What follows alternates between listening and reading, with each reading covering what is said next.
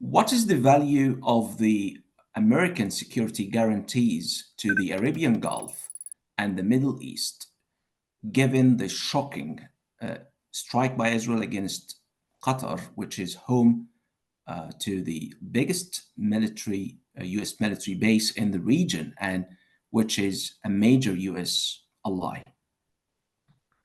Sure, it's an important question, and I imagine it's the question that's on the mind of leaders throughout GCC countries and throughout the Middle East right now. It's quite unprecedented what happened. I think we should remember that security cooperation between the United States, the US military, and the militaries of GCC countries goes back literally for decades, and that involves defense sales and exercises and training and consultations. The level of cooperation exceeds probably the level of military cooperation between the GCC and any other country. So it's extremely important, and I think historically it represents a net advantage both for the United States and for our GCC partners, given the range of threats, whether it's Iran or their proxies, terrorists, other threats throughout the region. So that is security cooperation, and I think all of the GCC countries probably assess that that security cooperation is extraordinarily valuable. When you talk about the next kind of step, going from security cooperation to formal security guarantees, that's actually something quite different.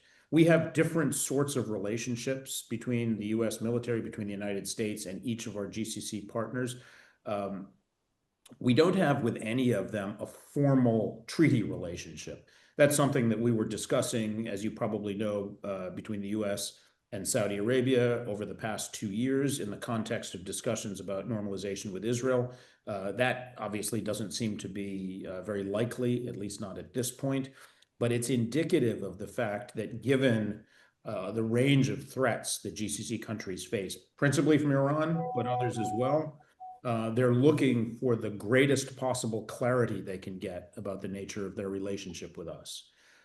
So I think the questions, I understand that they have them about the value of this cooperation, given there was an attack by an important partner of ours against an important US partner in the Gulf.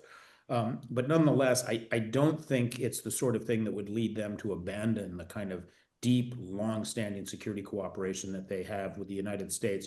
If anything, I suspect they will want from us greater clarity